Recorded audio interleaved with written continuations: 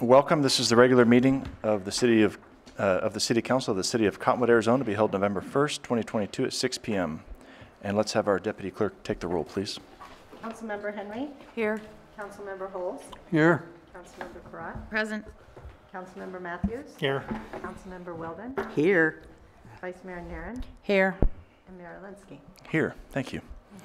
So next up, we have a special treat this evening. We have two different scout troops with us in the room. So we're going to call up, we've got representatives from Troop 7025 and 9025, I believe. We're going to call up Fallon, Josiah, and Miley. Would you please come up to the podium and lead us all in the pledge? Oh, right over here to this. Microphone. Stage, guys.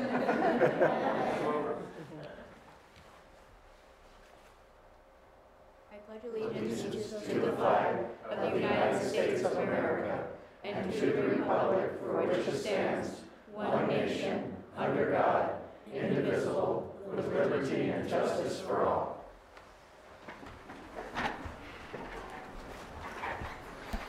That was excellent. Thank you very much. And I promise you all we'd make this meeting as exciting as possible, right? All right.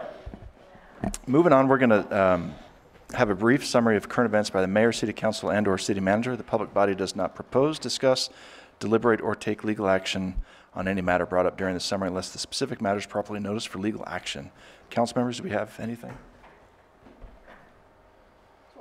Go ahead. Just FYI, we had a neighborhood council, city council meeting, and it was a great turnout, and lots of good questions, and it was across the street, and they seemed to be happy about the answers, so I guess that's a good thing, but it went very well. Good. Any other council members? No. Ron and I were able to sit in earlier last week on interviews for the new dean for the Verde Valley. There were two applicants that were interviewed, so I got to sit in on that. That was exciting. Glad we had some public participation there, and looking forward to getting a dean here in the Verde for Yavapai College. That's all I have. Mr. Corbin? Thank you, Mr. Mayor, Council. So Walking on Main is returning to Old Town Cottonwood on Saturday, November 12th. This event is free and open to folks of all ages. The Verde Valley Wine Consortium will be hosting wine tasting featuring local wineries, and tickets are available now at azwom.com. Red Rock Collision is sponsoring this year's car show, and entries are $20 per car. Visit azwom.com to register. And then ADOT would like to notify the public that the Blowout Wash Bridge will be closed to traffic while work takes place to rehabilitate the bridge. The project will begin on November 14th and is scheduled to be completed in early 2023. Questions regarding the project should be directed to Jason Stevens at 480-751-7104. And join us this Friday, November 4th, for the monthly Jail Trail Interpretive Hike. These hikes are hosted by the Parks and Recreation Department on the first Friday of every month and are free to join. No registration is required. Just meet at the Jail Trail Trailhead in Old Town at 10 a.m. If you have questions, please call 928-639-3200. The Cottonwood Airport Commission meeting is tomorrow night, Wednesday, November 2nd. Oh, has been canceled. Just learned that, sorry. And then I also wanted to give an update, Mayor, that we were on Inside Cottonwood yesterday, so it'll be airing, I'm assuming, for a good month or so.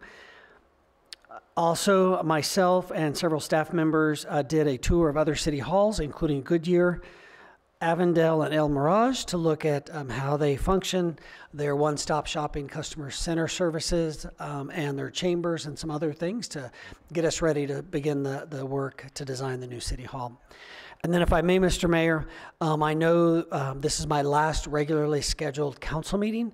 We do have a meeting next week with the work session, so I'll be there, but this is the last televised one.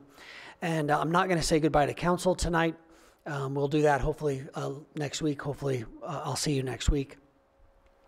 But I want the community to know that it's been an honor to serve them and work for them for the last 4 years. I hope I've left it better than I found it. We talked a lot about that in Inside Cottonwood, Mr. Mayor.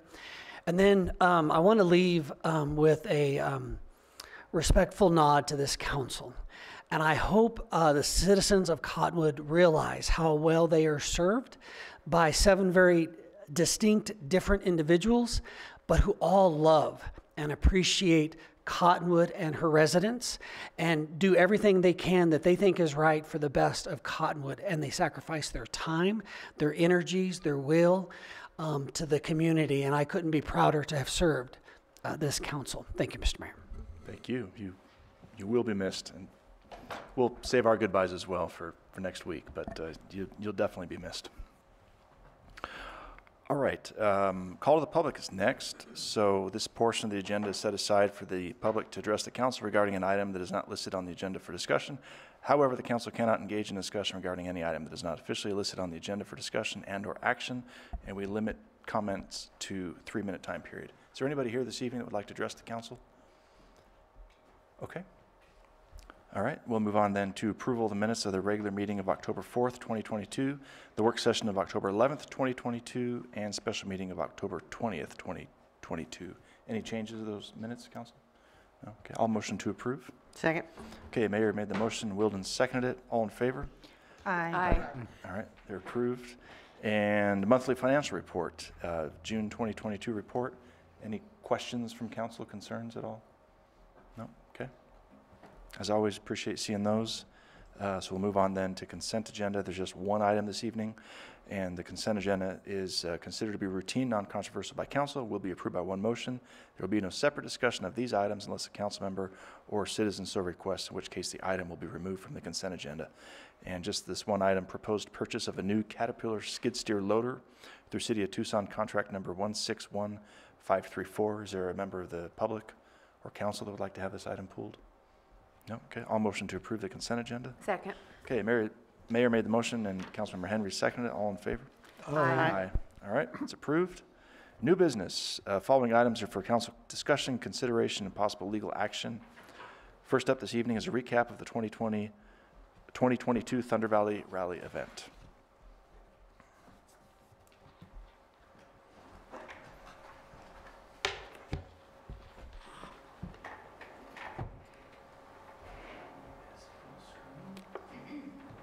Mr. Mayor, in the new council chambers, we're hoping that there'll be more automated lighting and better visual effects, so we don't have to staff the light switch.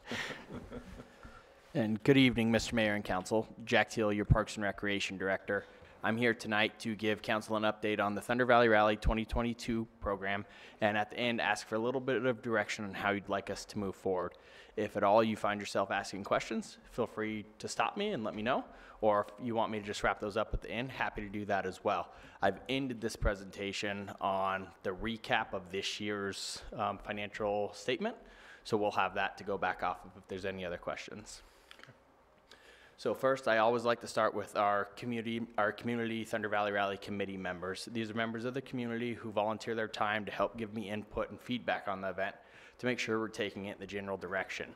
So a lot of the items they do are a lot of our marketing design. So I always send out like our t-shirt design and get feedback on that. When we're going through the band process, they help me identify different bands that can come up, and we check availability and things of that nature. So big shout out to them. They help a lot giving me direction and input. The event overview, this is really where we start getting into the meat and bones of the program. So these are all of our ticket sales. You can see we were up 46% over last year's ticket sales. Not surprising based on the level of entertainment we had this year versus last year. You can see that broken down both Friday and Saturday, and then our pre-sales. So again, you see our pre-sale numbers were up by 173. So we were happy with our pre-sale numbers coming in. Of course, we want that number to grow. We'd like to get the majority of our ticket sales in advance, so we already have that revenue to start out the event with, and it's not so much of a risk the 2 days of the event. I included the shuttle usage on this sheet too, so council was aware of how our shuttle is being used. So you can see in 2019, we had a lot higher usage of our shuttle. I didn't include last year's number on here because it was less than 80. I think it was like 78 last year. So I wanted to see the comparison between 2019 to now. Our numbers were up over 2020, but nowhere near the data that we were given for 2019 and beyond that. So we had 289 more riders this year than we did last year, though, which I think, again, is another testament. We're taking those members to their hotels. So it's a sign of how well the hotels did versus what we did for them last year. And then again, you see our sponsor numbers there, and you see our vendor numbers there. Sponsor slightly down, vendor slightly up. So at the end of the day, the monetary value there is about a wash. This is the main meat and potatoes of it as far as this year is concerned. And this is the same slide I end this presentation on. So if you have questions on it, we can wrap those up at the end, or you feel free to ask them now. So as you can see, our revenue for this year was budgeted at $162,000, and our expenses at $180,000. We outperformed our revenue projection, and we didn't spend nearly as much as what our budget allocation was.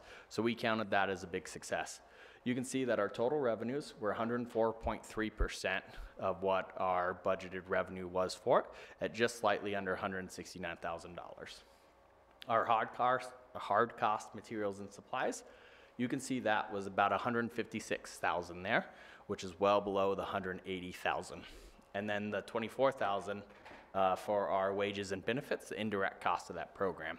Something I always like to talk about here is that number, the $24,000, isn't the check we wrote to pay our staff. That includes all of our exempt employees who are working that event as well.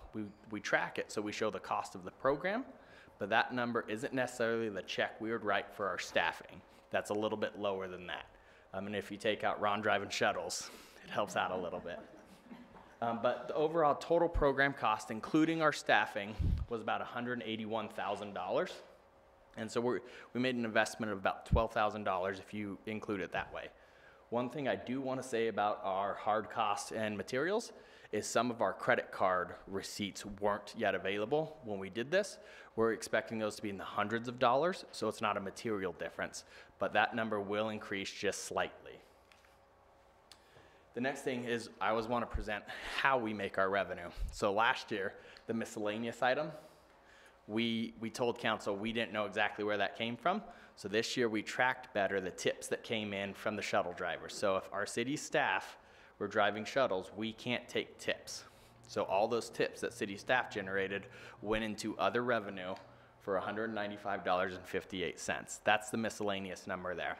The rest of that, you can see the different revenue streams that we have for this event. You'll notice that our bar sales are much higher than they were last year.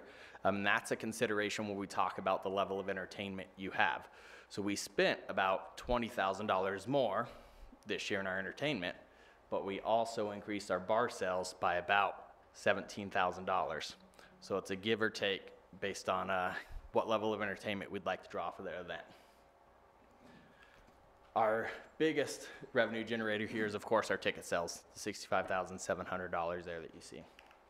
And then on our expense breakdown, you'll see here, the biggest jump was in our productions, $47,715.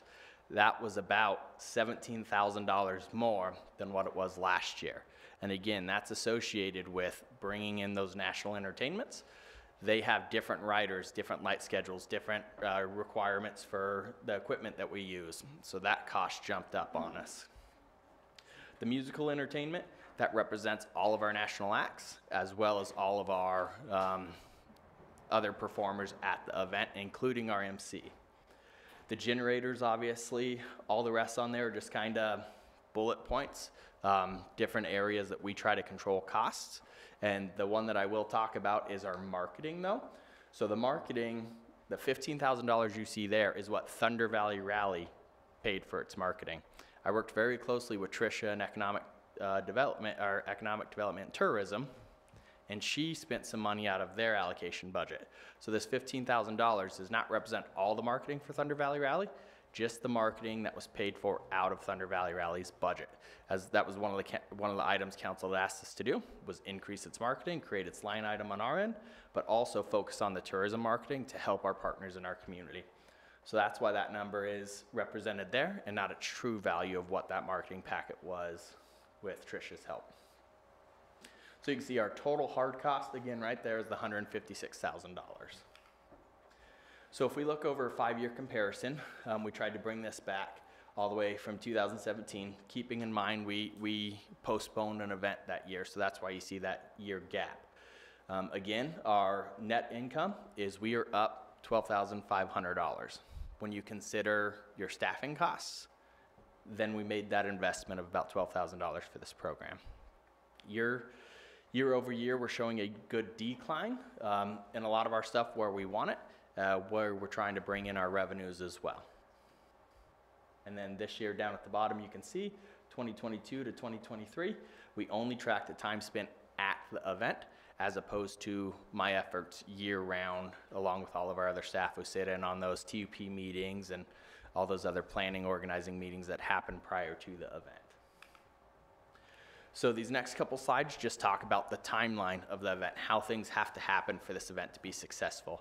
And I put this in here to make sure that we can express to council how time intensive this program is and the effort that goes behind it. So Thunder Valley Rally really will start for us right after the new year, identifying bands, doing all those types of things. Then in March, we start that major procurement process where I work with Jeff, and now Jason will get the lovely experience of getting our staging and all those different operational pieces that we need to get this event going. Then April is really when we start our marketing push. So that's when we try to have all of our bands lined up. That's when we try to have all the performance, the schedules, all those different things so we can put a marketing package out there and carry us from April through September. Then May, that's really when we start the solicitations for your security, your generators, all those other things that you're gonna need for the event, your porta potties, your fencing, the different things that you're gonna need to make sure that your event not only goes well on the operational side, but sets its boundaries and its borders and has the services that you need. And then June through September, this is really when we're buttoning up the details. If you talk to planning and zoning, anybody in here, they'll tell you I get my permits literally issued like the week before because of all the things that go into needing the COIs and everything else. So when I say it's right up until the day of the event, I'd like it to be sooner, but getting food truck COI sometimes can be difficult. So usually that gets signed off right at the event. But those are all the things we do June through September to make sure these things happen. Work with the liquor department. We have to make sure our state liquor license gets put in no sooner than 90 days, no later than 10 days before the event. So trying to meet their requirements and all the different requirements we have with Dead Horse Ranch State Park and planning and zoning and all our other partners who help us out on this event. So now, what did we do right? On the staff level, we thought our event was a big success. We hit all the parameters, all the goals that we've been asked to hit, and so we were really happy with the way the event went. Some of the things that we thought we did really well on is maintaining a narrow focus. So coming out of last year's event, we wanted to bring back the full Thunder Valley Rally, but still keep the city's focus narrow on what we're doing. So that means we had to partner with other people.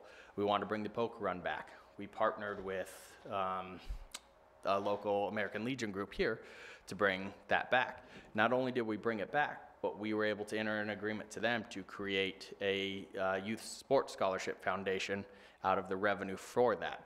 So based on the Thunder Valley Rally poker run, we were able to raise $3,500 that is now in an account managed by the American Legion for youth sports scholarships for any kid who may need that availability. We worked with the ISKA Kickboxing Association to add an event to our event that allowed people to do something else during the day. We had the bike show, different things like that to draw interest in the event, but still narrowing city staff focus on what mattered the most, which was the concerts in Old Town. We also really liked our consistent processes. Keeping the ticketing the way we did it last year to this year gave us really good numbers, really good data, and we're starting to build a good database of not only who's buying our tickets, but the geographical location of where they're buying tickets from, so we know how to allocate our marketing a little bit better. The event layout, we like the layout. We're bursting at the seam. We can't grow anymore. That is what it is, unless we were to move the event again. And the technological solutions, working with our IT team to make sure that we have everything to help the event run smooth. There's a lot of other things on there that we are happy and proud of. Over here, again, our concentrated marketing effort. We highlighted the tourism marketing to make sure that we were filling the beds here. So I haven't gotten response back from all the hotels, but all the hotels I've reached out to were sold out.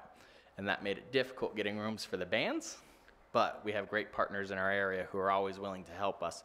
So we did really well, I think, on that end, and not just marketing for ticket sales, but marketing to be inclusive of everything that Cottonwood has to offer to bring people here and enjoy our event while they're here. And then expanding those hours back. Last year we had to cut it down and condense it to a much smaller show to reduce the city's risk on what we were doing with that event. This year we tried to bring all that back.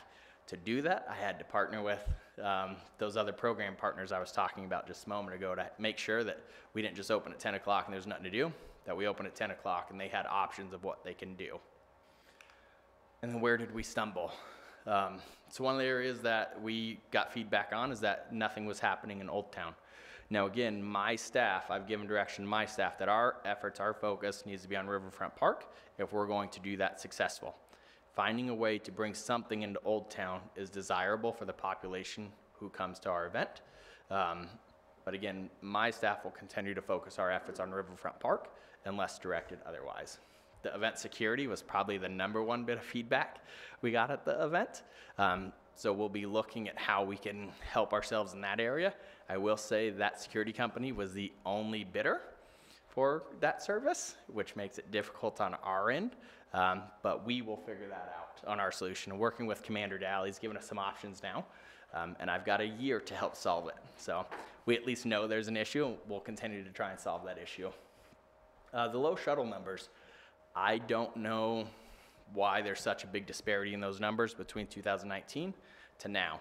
We've had a lot of change in those areas, different directors in both departments. So I don't know if the communication there or if people just aren't using our shuttles. We did offer free parking this year, which could have increased on-site parking and reduced our shuttles. I just don't have those answers, but myself and Lisa Boring from Transit have committed to trying to figure this out. Because another thing this does is we operated a shuttle from start of event to end of event. For a good 8 hours of the day, we had 5 people ride that shuttle. So we will be addressing that next year to help reduce our cost on those shuttles and make sure that we're offering shuttles when people need the shuttles and not just to operate a shuttle. And the other thing is my goal was 4,000 tickets. We are a little bit shy of that. I built all of my projections off of 4,000 tickets sold. So I was probably more bummed about this than anybody else. But those are the areas I thought that we stumbled and can help improve for next year. So how do we move forward? And council, this is really where I ask you guys for your help tonight to let me know what kind of event do we want, because I got 2 months before that planning process starts. So my question to you guys is, what kind of event? Do we want a large national act like we did this year? Do we want to go back to last year's event where it was a smaller event? If you look back at our 5-year projections, they're both pretty close to the investment that the city of Cottonwood makes for that. So really it's going to be a decision on what style of event we want. If we want to continue to keep this big national act, do we want the same level we're at, or do we want to increase that entertainment budget to hopefully get us to that next level? I will say the next level of entertainment will likely mean council will need to approve that contract. So the people I was working with this year, like a Collective Soul, they started negotiations at about $60,000. I think I could have got them down to 45 because they were touring in our area. But somebody of that level, council will probably need to approve those contracts that it'll break that $50,000 threshold. So just thoughts and considerations, and looking for feedback tonight if you guys would like to give me direction on where you'd like me to go. It was $50,000 paid for the 2 acts? Mr. Mayor, Councilmember Wilden, are you referring to this year? Yes. If so, we paid about $18,000 for Steven Adler and like $22,000 for Slaughter this year. So combined, they're about $42,000. $40,000. Math on the spot's not my strong suit. All right. Any other questions from council? Yeah, go ahead. So I missed it, sorry. I was really trying to. I got stuck in Alaska a little longer than I wanted to. But in general, how did it go? I mean, how did everybody feel the show went and participation? Yeah, and Mr. Mayor and Councilmember Matthews, so the general consensus is that the event was vastly improved over last year. And so the way we do this is all anecdotal, but our shuttle drivers taking people out to the parking lot, nothing but good comments. Our ticketing gate, who everybody sees, not once, but twice, much better feedback on their exit. And just at the event, there was a lot more people. So based last year, I always try to help Commander Dow out do his job whenever. So to help clear the parking area faster last year, I didn't put such a great band on stage. The parking lot cleared out pretty quickly. This year, he had a good plan. So I decided to go ahead and just pack the crowd in there. But really, Slaughter, being the bigger band, kept everybody there. So knowing that everybody who attended the event stayed till the end of the event, I think is a good idea of, it was a much better received event this year. So in general, Councilmember Matthews, we didn't receive very many bad feedback. Oh, good. I mean, I really wanted to be here for the two headliners. Yeah. But, so, I mean, that's good. Good job. I don't know what anybody else thinks, but I think the numbers worked out well. It was a good program. So, you know, if you can do the same thing or build on that, I guess. I don't know how much bigger it can get. My one question is, as far as Old Town entertainment goes, what does the Old Town Association think about that, and what involvement might they have in having something down here to benefit them and bring those people in? Yeah, Mr. Mayor and Councilmember Matthews, so we just recently had our leadership meetings, and one of the things Ron said that we can do more of is punt questions his way. So I will do my best to answer it, but Mr. Corbin may have some other input here. So over the past couple years, we've worked with the Old Town Association pretty closely on a lot of things, and they have sat on the Thunder Valley Rally Committee. This year, everybody was just so busy, we didn't get a whole lot of input from them on the committee. So we didn't really have a whole lot of that conversation on how they can do things.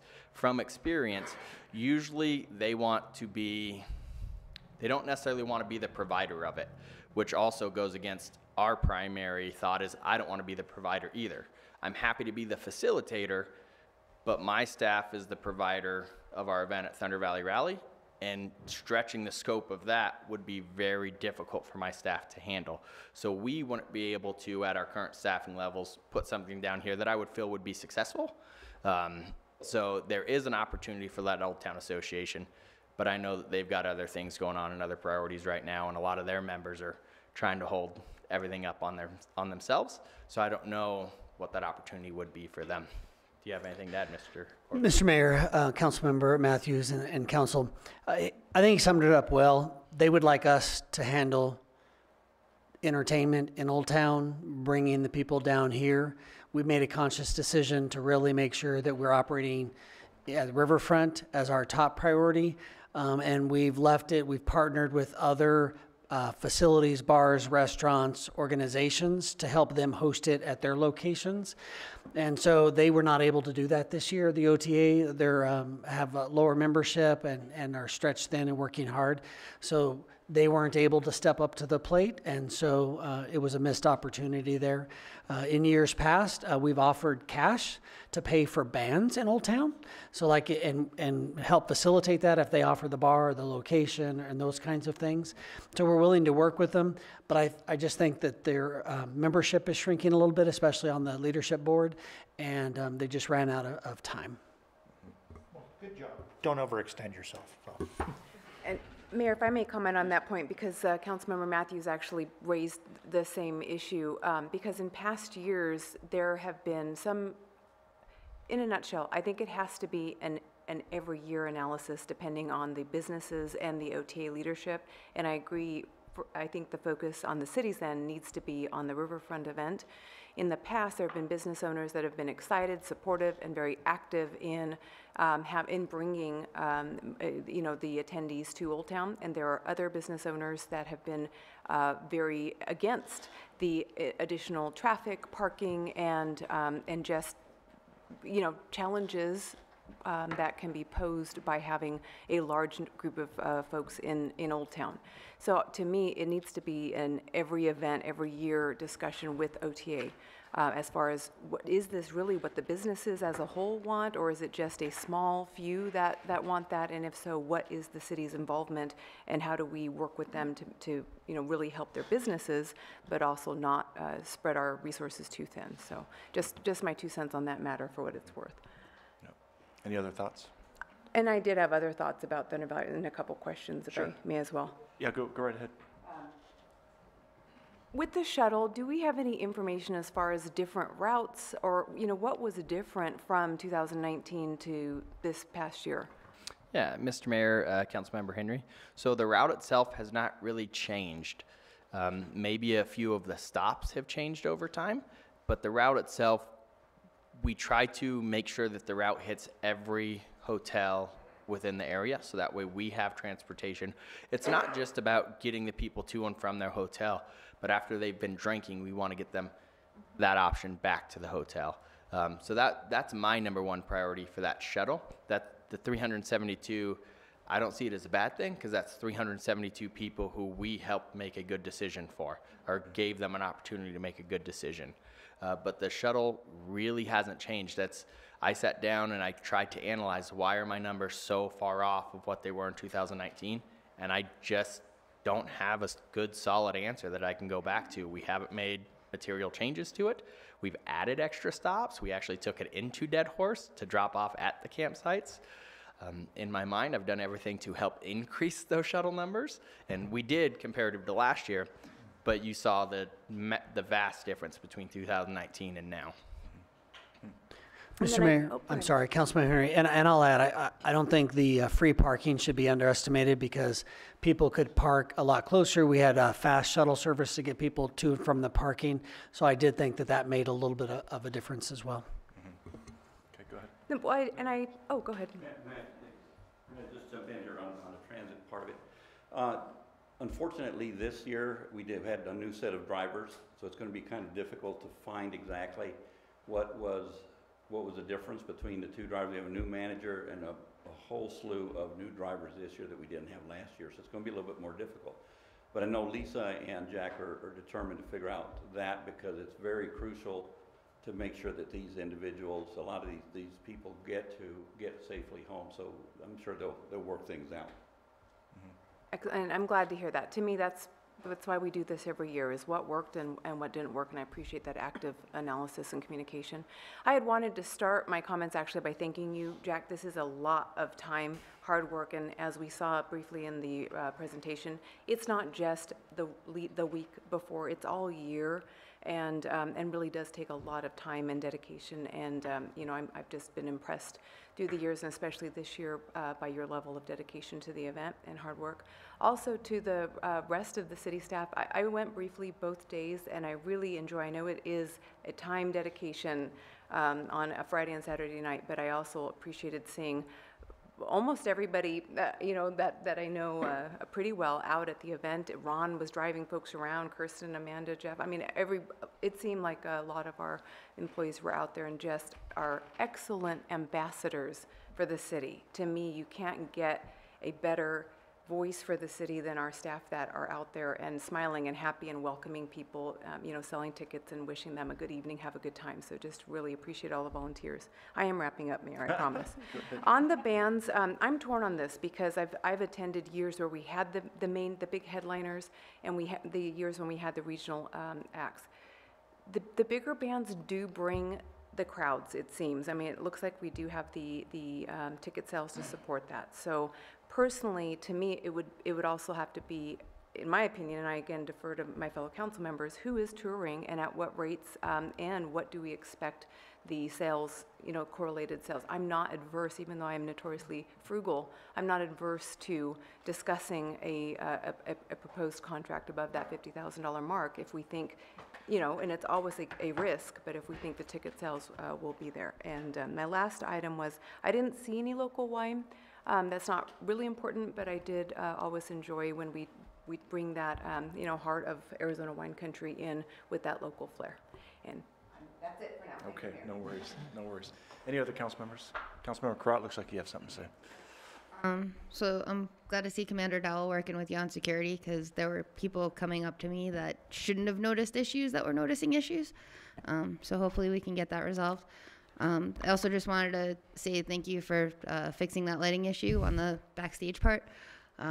So Friday night was a little dark, and there was a minor incident, and Jack was out there Saturday hooking up lights and making sure everything was good. So thank you. Absolutely, thank you.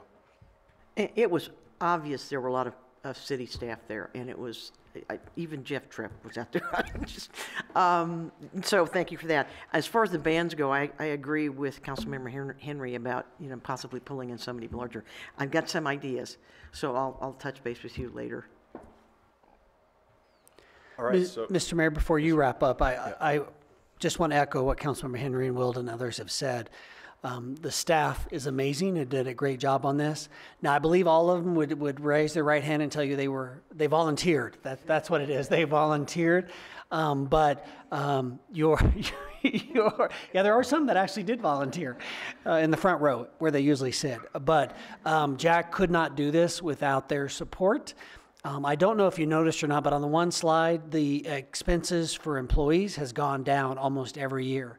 It has to do with the direction from council to partner, reduce our costs where we can, be smart about how we do things, and reduce the overall cost and the number of meetings. And so Jack has done a really good job of reining in those employee costs and making good decisions to try to make this as profitable as we can while offering a great event for our community. So thank you, Mr. Till, and all the staff. great. Last question, sorry. Go ahead. Do we post at all the hotels that when the shuttles run?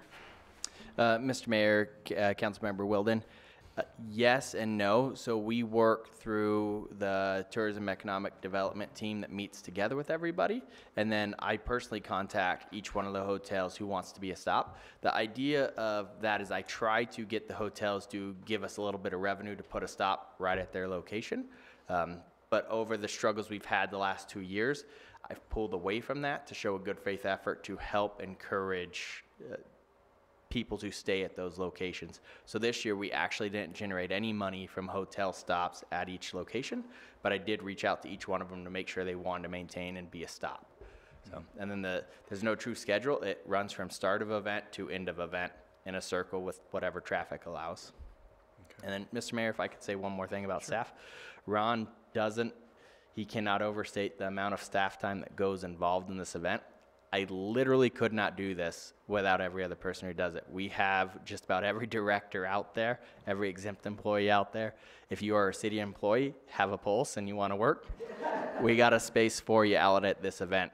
So my staff, we create leads, but really it's the rest of the city staff that helps come together to make this event happen. I truly could not do it without their help. So all appreciation to them and helping make me look good. Kirsten's making sure all the money's right and everything like that, and Jeff with the procurement and driving shuttles. David Hausman was there for 2 days of shuttles. Yeah. So it really takes a full team effort to get it done. Councilmember Curat pointing me out that I didn't have lights on a dark staircase. So everybody has a role to play. So thank everybody for their help and their support in the program. Great, excellent. Well, I really do appreciate, over the years we've honed this program down to, I think, something that's much more transparent and has just increased, decrease the amount, I shouldn't say decrease the amount of staff time perhaps, but at least use staff time as efficiently as possible to put on a great event. So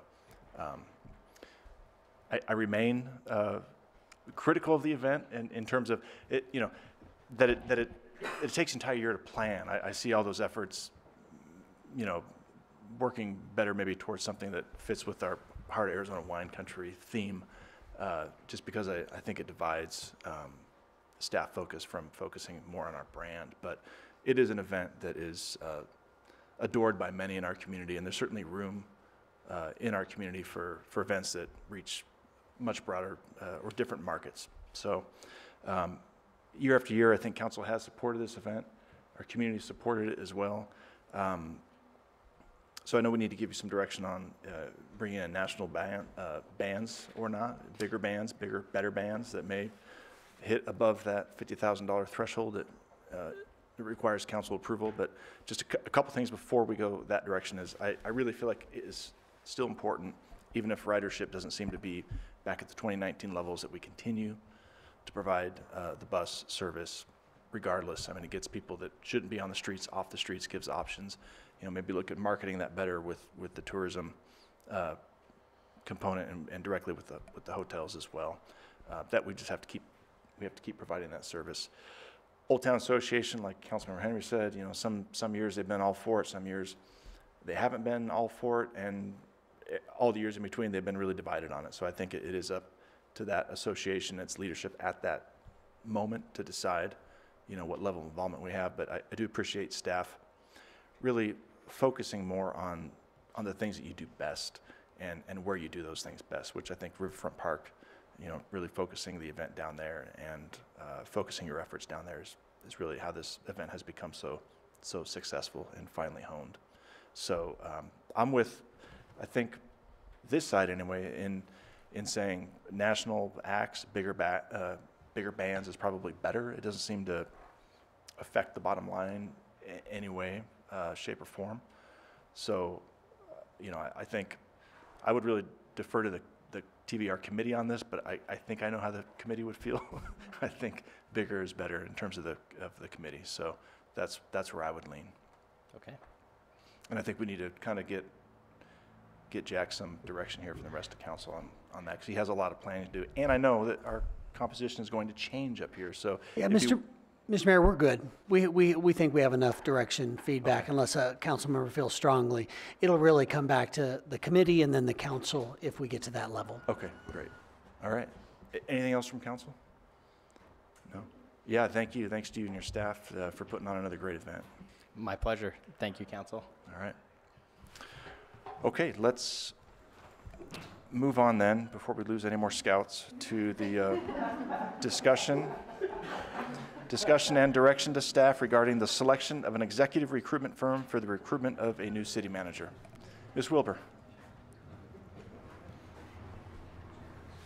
I think we may have missed one item. What? I think so too. But they're both mine, so Oh, I I'm can so do sorry. it in whatever Yep. order you would like me to.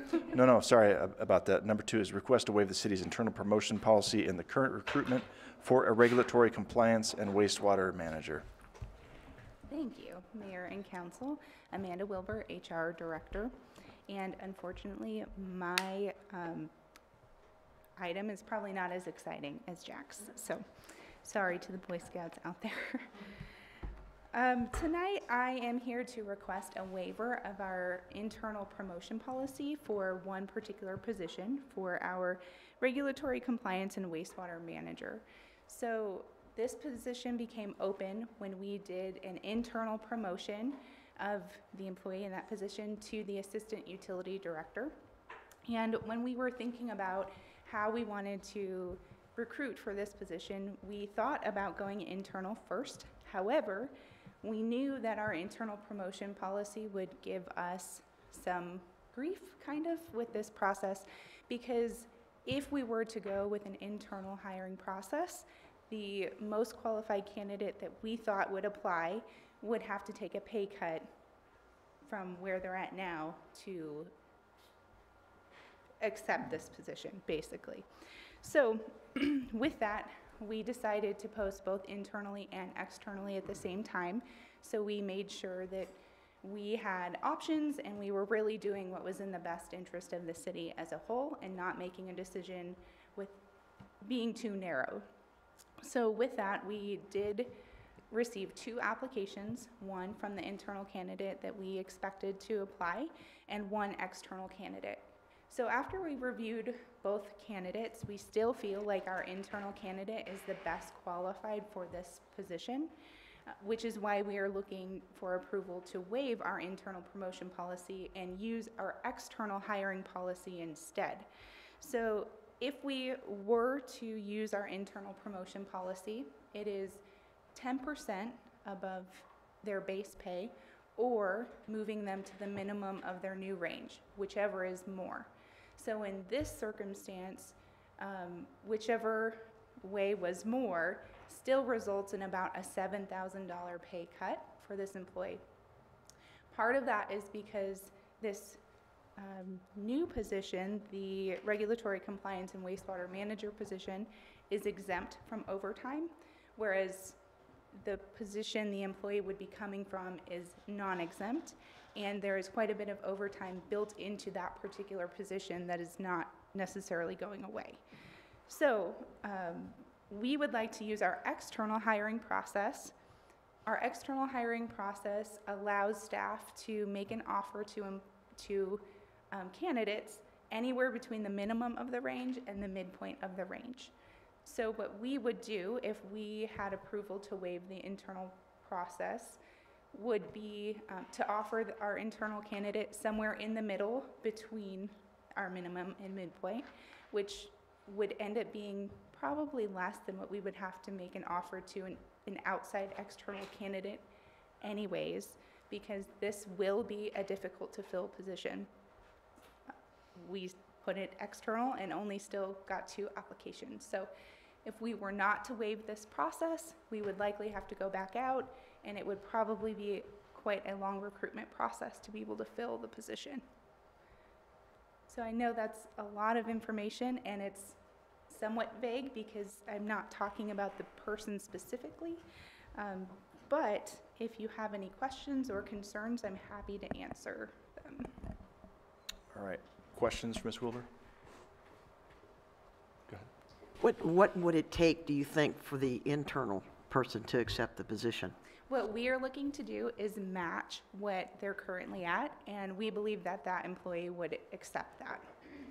It would be more responsibility, but a little bit less overtime. So we feel it would balance out that way to at least make them whole. So my understanding is there were 3 other departments that overtime would affect if they took a promotion and we followed this formula, right? I think it was wastewater or utilities, PD, and I forget what the other one was that had overtime. I don't think I understand the question 100%. Anyway, is there a way we could make it so it's 10% above what they're currently making total instead of just base pay? So that way it makes it worth it. We could. We would just have to revise our policy on that and have a new promotional policy. It is my plan to revise that section of our handbook, but we are not quite there yet. And once we do get to that section, we would look at other policies and kind of bring something back that we think would be fair and comparable to what is going on in the market in general. But we're not there quite yet.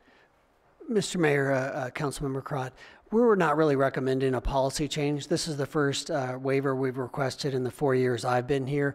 Our policy works really well, provides a very consistent promotional opportunity so everybody's treated fairly and the same. And I personally would rather bring the exception back for a promotion. Often when people give up overtime and to take a non-exempt or just take an exempt position, they get some life balance back. So there's a lot of give and take on things like this. We're still staying below the midpoint. We're not asking to go above the midpoint on this, so still well within the rules. So right now, at least, I agree with the HR director at Wilbur. We don't need a new policy yet, just kind of an exemption on this one, given the special set of circumstances. And I would also echo that. This is the first time in the 10 years that I've been here that we've come to this particular situation. Not that we haven't had some employees take pay cuts before to go from non-exempt to exempt, but generally they make that choice willingly, or there's multiple applicants. Like one example that comes to my mind is when we had a police commander opening. There were multiple candidates. This is our policy.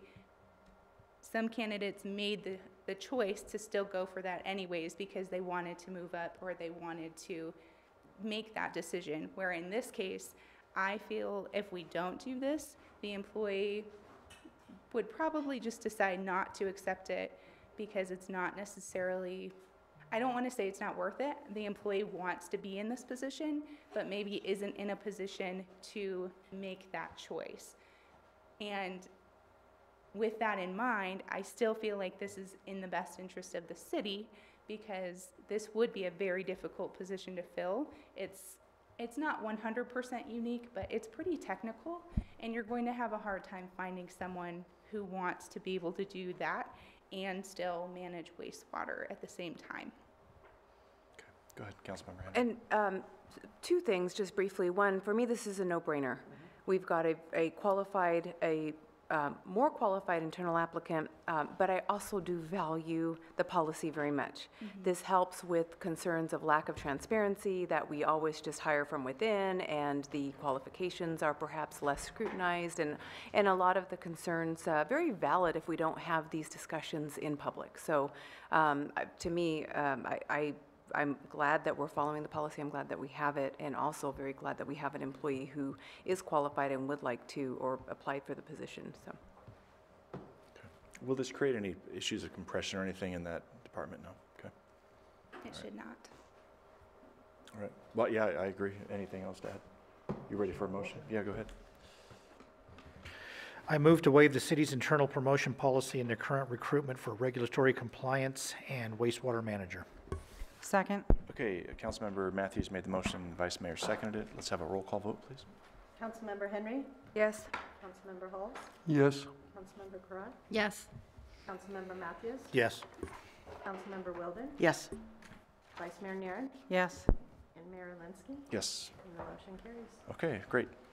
And then next is discussion and direction of staff regarding the selection of an executive recruitment firm for the recruitment of a new city manager. Mayor and Council, this item, as you said, is discussing the selection of an executive recruitment firm for the city manager position. In your packets, I included 2 of the 3 proposals that we received. The 3rd proposal I received over the weekend, kind of last minute. It wasn't someone that we solicited. They found out that we were looking, and they approached our deputy city manager, who forwarded on to me.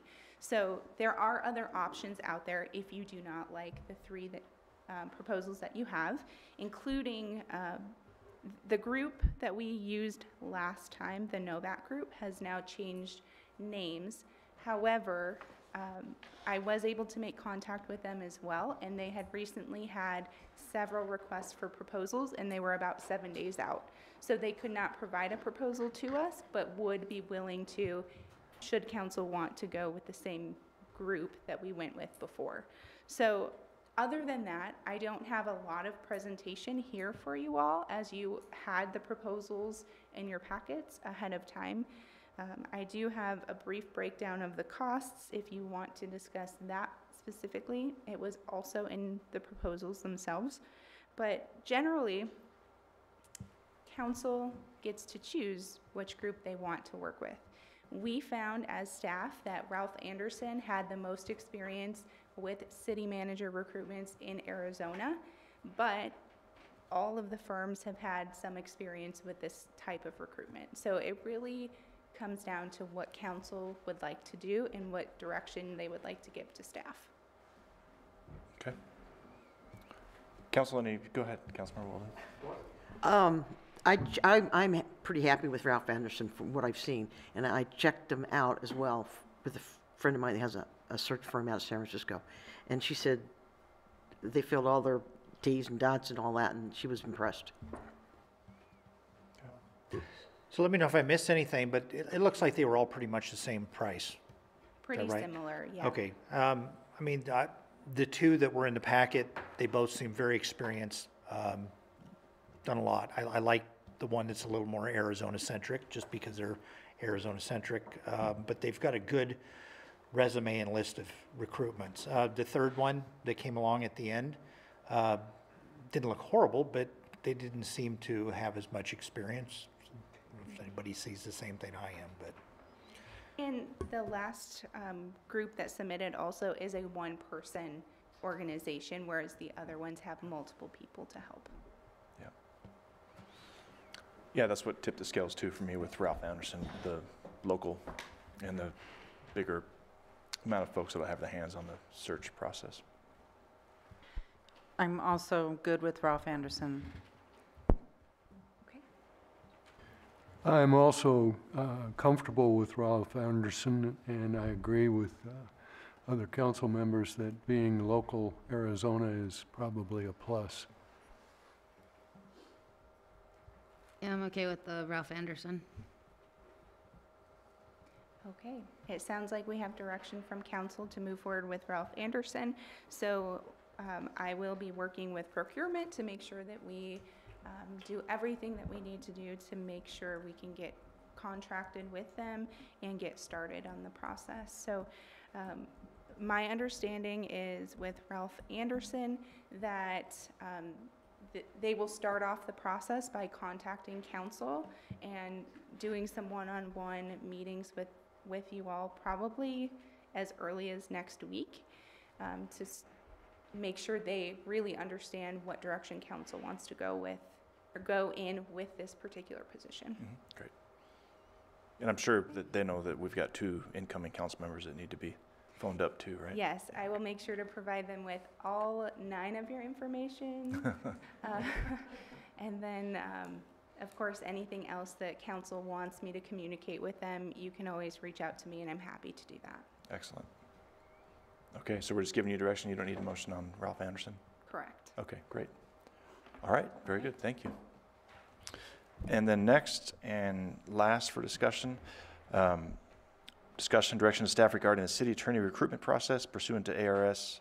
38-431.03.8.1 and or 8.3. The council may vote to convene in an executive session to receive legal advice and or to discuss an individual applicant and their application subject to the right of the applicant to require the council to discuss their application in a public meeting rather than in executive session. So, Ms. Wilbur, did you have anything to open this up with, or do you want me to take it? It can go either way. Generally, in this process, we started the recruitment for our city attorney. Council directed staff to make an offer to an applicant who declined. So now staff is really looking for direction in what council wants us to do moving forward, whether it's to offer someone else the position, go back out and do an executive search, or look at other opportunities. It's really council's direction to staff on how to move forward with this. Okay. Well, we have options in front of us. We also have specific applicants and folks to discuss. So I don't know if you want to have a broad discussion about this out in open session, or if you'd prefer to move into executive session and then come out and give staff our direction. Executive session? Okay. I would go ahead and move to enter executive session if you're ready, Mayor. Sure, go ahead. Okay, I move to enter executive session pursuant to A.R.S. 38-431.03A1 and or A3 for personnel and or legal advice to discuss the applicants and the direction of the council moving forward with regard to the city attorney recruitment. Okay. Second. Okay, so Councilmember Henry made the motion, Vice Mayor seconded it. Roll call, all in favor? Aye. Okay, we're in executive session. This is the part of the meeting where we invite everyone to leave, even the scouts. Thanks for sticking through it with us, folks. We tried to make it exciting as possible, and we succeeded. Yeah. You probably shouldn't have chosen me to present if you wanted to be interesting to them. You guys mind looking at the scout picture in front of the seal with you guys? Sure.